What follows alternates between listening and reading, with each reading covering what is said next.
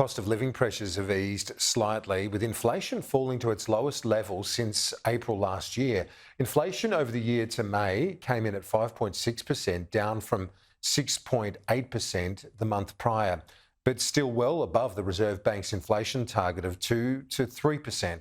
For more on today's figures, I spoke a short time ago with Stephen Hamilton, a professor of economics at George Washington University.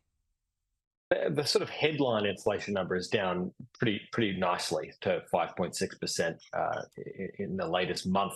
And that's good. Obviously, great news. Good to see. We want to see that inflation rate coming down. It was driven by certain items, things like clothing and footwear, right? So if you look at the core inflation rate, if you look at these underlying items, the sort of parts of inflation that tend to be more stable, inflation actually is not down quite as sharply. So down by about 0.1 or about 0.4 over the past 2 months. So not a huge reduction in inflation. So, that's the measure that the RBA usually looks at, core inflation.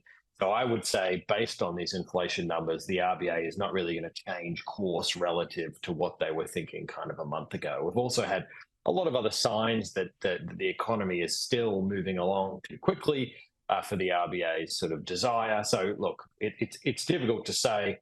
The Reserve Bank often doesn't need a big excuse to sit on its hands, but certainly if I were looking at these numbers, it wouldn't have changed my mind.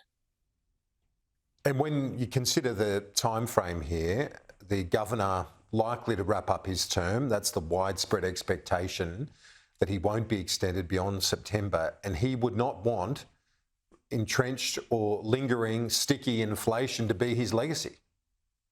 Yeah, I think this is the issue. So, the Reserve Bank has raised rates pretty dramatically to date, and inflation is quite persistent. And it's rolling over into items that tend to be more persistent, like rents and sort of services, right? So the RBA's concern has been, these rate rises just aren't having the effect we want to see. And even in this latest monthly number, it was not, again, those areas of concern that were bringing the inflation rate down. So, yes, I mean, I think Philip Lowe has indicated pretty strongly that he's serious about this, and he really does mean business. He really is happy to take rates higher if it's what's needed to bring inflation under control.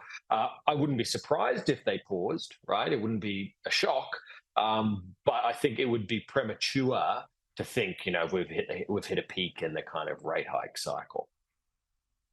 How likely is a recession in your view now? Sorry, let me get my crystal ball out, Kieran. Look, I think economists have predicted 7 of the last 5 recessions, so I wouldn't really think I have any particular expertise to answer that question.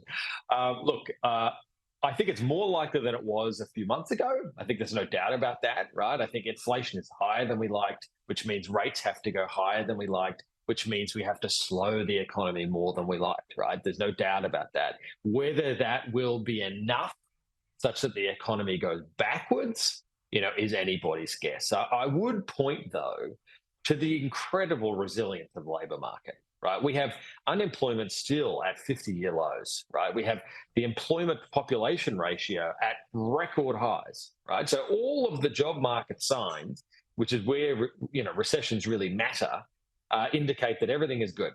Right, so if that labour market starts to soften, if we start to see that unemployment rate tick up quite dramatically, if we see vacancies start to kind of collapse, that would be a very worrying sign for the outlook for the economy and the likelihood of recession. At this stage, it doesn't look like it. But again, we've got to watch these numbers pretty closely.